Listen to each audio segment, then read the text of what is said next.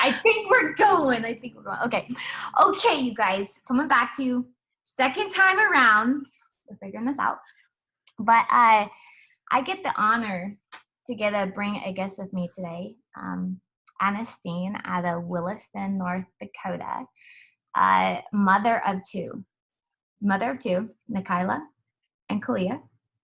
But not just a mother of two. She also, her and her husband have this construction company. It keeps them busy. Has this farm. She has goats to feed. She has chickens to feed. On top of that, they just started a brand new company. Just how long ago did you start the new business?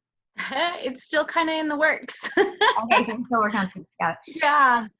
And how we got to talking. Do you mind talking how this whole conversation got started today? So you had a video the other day about kind of your mentality, whether you were choosing the victim mentality or whether you were choosing to like progress and just jump in. And I asked about how do you know between Williston, North Dakota. Oh, I'm just making sure it's working. Okay. So I was asking about how it let me think. About how you know the difference between a fearful mindset or a victim type mindset and a like strategy, because oftentimes you have to know some of the hard things for you to make a good strategic decision. Brilliant. And the reason I'm having Miss Anna come on today is because I have gotten asked this question multiple times, not just yesterday, but the last couple of weeks. You know, Sherry, you always talk about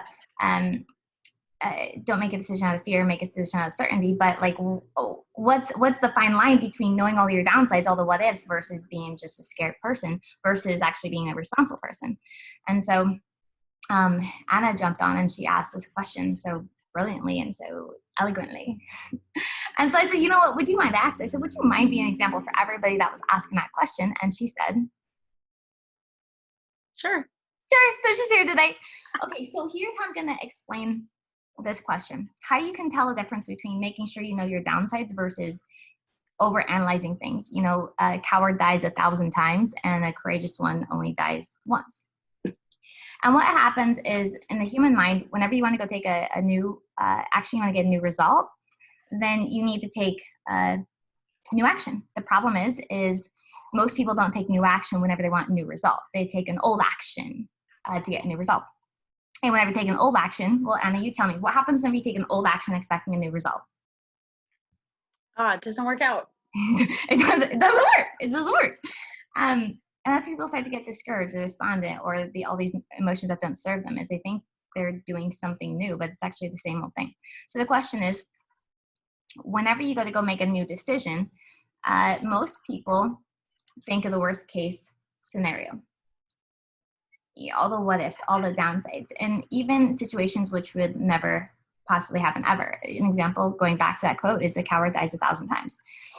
And whenever they go to the worst case situation for making a decision, most people just actually stay there. They don't actually bounce back. They stay there, and that's where they make their decision from, which leads you, if you make a decision out of fear, well, what do you think? We haven't rehearsed this at all, but I just want to know, kind of, if you make a decision out of fear, what happens? You probably don't do anything. You're never buying a house because it looks scary. Ding, ding, ding. Yeah. You're not going to get anywhere. So just like she said, she's brilliant, so I have her on her, is you're probably never going to do anything. You're not going to take a step forward. That's why all these people have one step on the gas, one foot on the brake. They're never going to go anywhere because they're making a decision out of the fear. But there are a few people that will do something. But whenever you make a decision out of fear, are you going to take massive action or little action? Probably a teeny little one. Yeah, so if you take a little tiny bit of action, good thing we've recorded this because it just quit streaming. Okay, so if you take a little bitty tiny action, what type of result are you going to get? Tiny bit of progress, right? Yeah, totally. And if you get a little tiny pathetic result, then what's your brain automatically tell you? Was it worth it? Totally. Was it worth it? What else is it going to tell you? Probably not worth it next time. Maybe like, this is a bad idea. I don't want to do it again. Yeah. Told you it wouldn't work. Told you it wouldn't be worth it. Told you stupid. Why the heck did you try it? What's wrong with you? And then what happens is you're gonna have one and two options. Either number one is you're never gonna try again. Or number two, you're gonna try again, but how much action are you gonna take the second time after you already have a failed result? Probably gonna take a smaller action, like cut it back by half or something. Brilliant. So whenever I go make a decision, I want to make sure I make a decision out of certainty. And how you can make a decision out of certainty is a lot of things. You naturally do that. I can tell that. But step number one is I make sure I get into state. And all state is just you're in a really good emotion. And so if I were to say some empowering emotions, what would be some thoughts you're thinking of? Some empowering emotions, Mm-hmm. like strength, like that kind of thing. Yeah, just emotions that make you feel good. I have to go outside. Go outside, please. Nope. You're perfect. Oh, okay. Ask your question again. I missed part. It's okay. So, what are some empowering emotions that you can think of? Empowering emotions. So, victory, Victory, like strength, endurance. I've been thinking a lot about relentless lately. Perfect. Yeah. Perfect. So what happens is whenever I say getting into state, it's actually 3 components. And this is not Sherry's talking. This is content I've studied over the last 31 years of my existence on this planet. But there's 3 different areas of state. Number 1 is your physiology. So if you're going to be relentless, you're going to be powerful, you're going to be strong, what type of physiology are you going to take on at that time? Probably very you're going to uphold yourself differently. And I want you guys to just watch what she just finished doing. What she just finished doing is she sat back. She goes back. Can you do that again? Like you make your shoulders big and you're like, yeah, I'm the big man. Brilliant. So you change your physiology, first of all. Maybe some deep breathing. You saw her face, started smiling. So physiology is one. The next thing after the physiology is what are you focusing on? So if you want to make a decision of certainty, you want to make a decision with those emotions of relentless, courageous, strength, what type of things are you going to be focusing on in your mind? I like music a lot. And so even just having some really good upbeat music beforehand, it makes you feel like, bam, like you can do whatever a little bit better. Kind of gets rid of those nerves. Yeah. Brilliant. Brilliant. So your focus is going to be like maybe the words and saying how they're empowering you, something like that. Yeah. What else are you going to be focusing on if you want to make yourself feel really strong and empowered? I think definitely your breathing, but you said that one already. Your posture. I don't know. Trying to think. If you want to make yourself feel strong, are you going to think about all the losses or all the failures you've had in life? Probably not. No. So what would you think about? What would be the opposite? Like going forward. Here's what I want to happen. Here's what it looks like. Here's what it smells like. Here's what it tastes like. Here's how it feels. Yeah. Brilliant.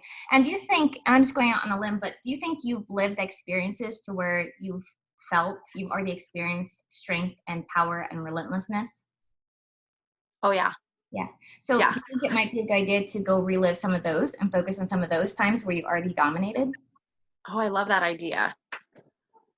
It'd be nice to have a list of your favorite, okay, I totally made that work, and just have that list on standby so that you can look at it when you need to and relive kind of those moments. Brilliant. Brilliant. Okay. So number 1, physiology. So she's shoulders back, chest out. She's breathing deep, smiling. I saw the smirk. That's her physiology. Number 2 is her focus. So she's focusing on all these different things she's already accomplished or she wants to accomplish. My favorite is to focus on all these things you've already accomplished because they're real. You can't deny them. You've already came in and you owned it. You did it. And then the third thing is you want to be aware of your language. What is the little voice in the back of your head when you're in an empowered state or a strong state or you feel relentless? What's that little voice in the back of your head saying over and over and over? It's definitely not saying scary things. It's like, we got this, yeah. Can you guys just give a round of applause? I'm just gonna give a round of applause. That was brilliant. Brilliant. Okay, so step number 1 before I make any decision, whether it's small or big, any decision is number 1 is I have to get in state, which that means it's the recipe. And why is state so important is because your state, and everyone should be writing this down right now, is your state dictates your stories you tell yourself and your stories dictate your strategy. Now the question is, what does that mean? And so in your own words, and again, we haven't had a pre-conversation necessarily about this, but in your own words, what does your state dictate your story dictate your strategy mean to you, if anything? My state and my story, what does it dictate to me? It dictates what probably what's going to happen. Your past and what you're thinking and that little voice in your head, if you let these awful voices in that just put you down all the time, nothing better is going to happen. And so I think part of that is like growing to, you can shut that out. You don't have to listen to like all of these icky things. Yeah. I think she deserves another round of applause. You guys just drop a clap down below. Round of applause is what she deserves right now. That's Miss Anne Steen. Okay, so she said it brilliantly. So your state, whatever state you're in, let's say you're in an empowered, you're in a really happy state, and you're working on some projects, and your husband comes into the house. The event, you filter the meaning behind the event through your state. So let me break this down.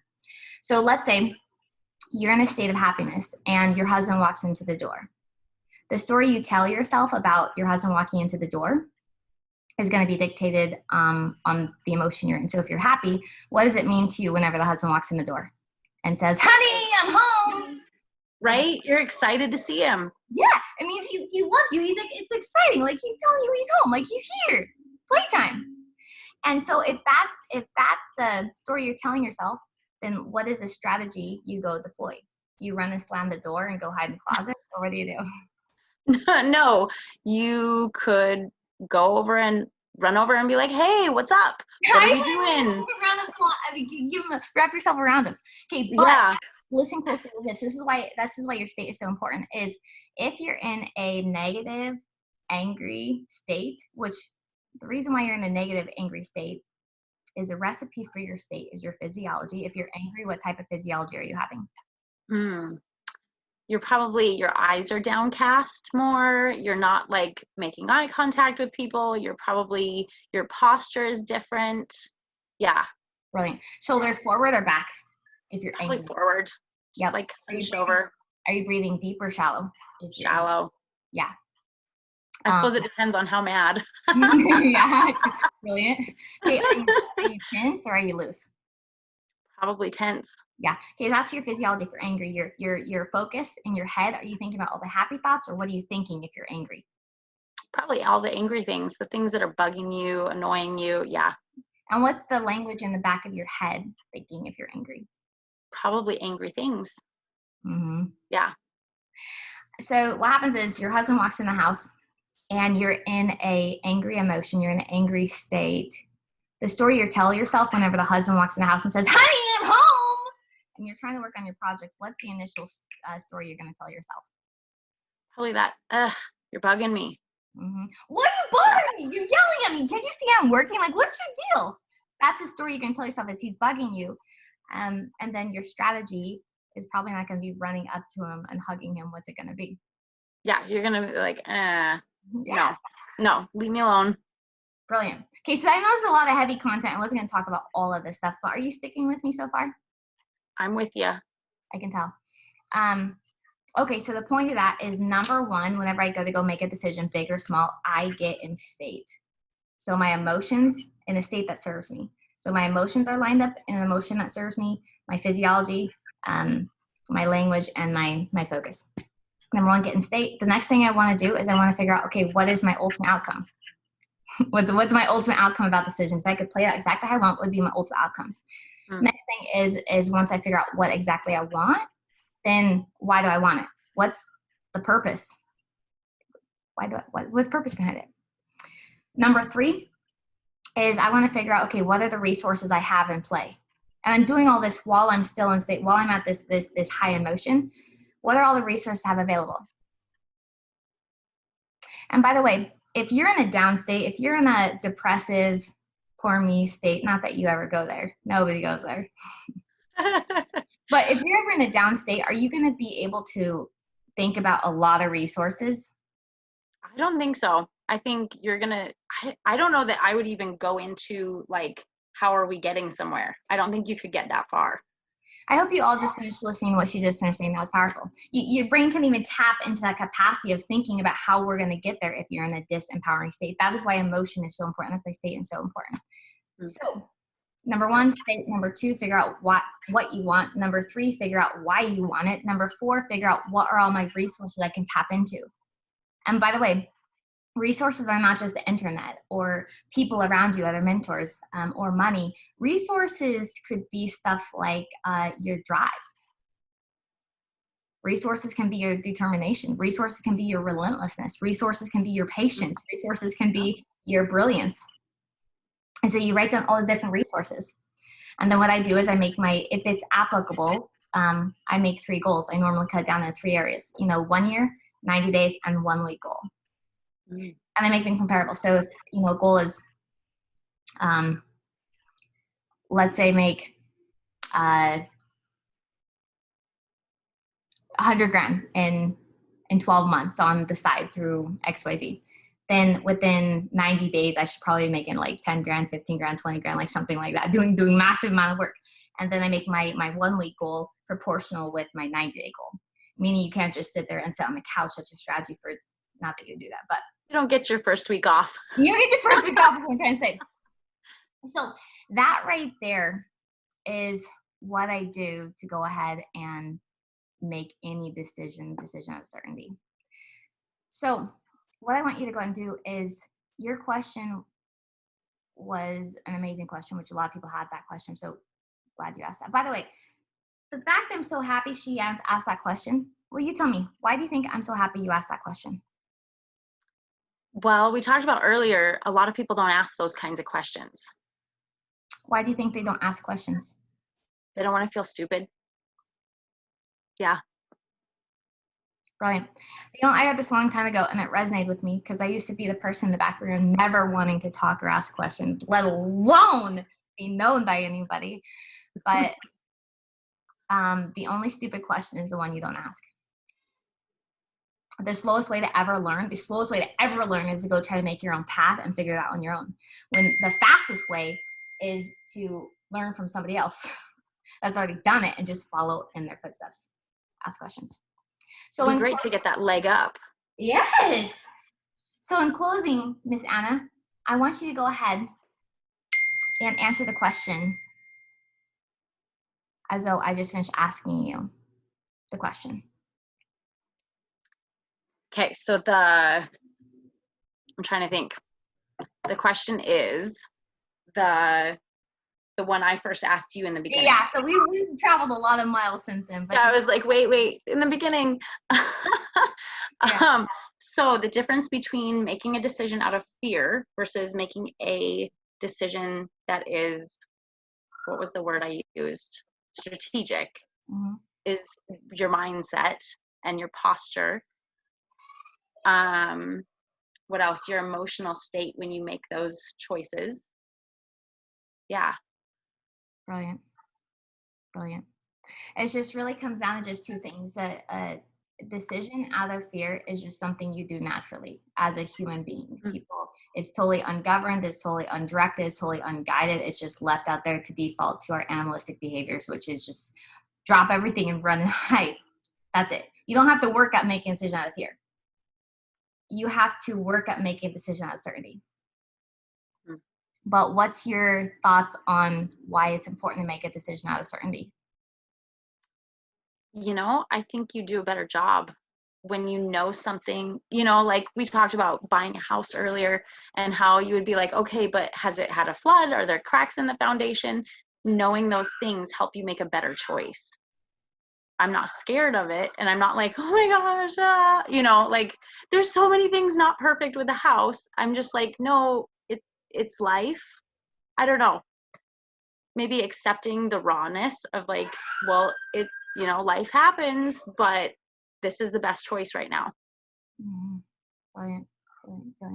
Thank you so much, Miss Anna. Thank you so much for, number 1, stepping up and saying, hey, look, I want to know answers. But number 2 is being an example of it, of what we just finished talking about, is making decisions out of certainty versus out of fear. Well, I honor you. This was lots of fun. Lots of fun, Miss Anna. I will see you later. Hey, if you guys have any questions, drop them down below, and me or Miss Anna, if you're open to it, will answer them. See you guys.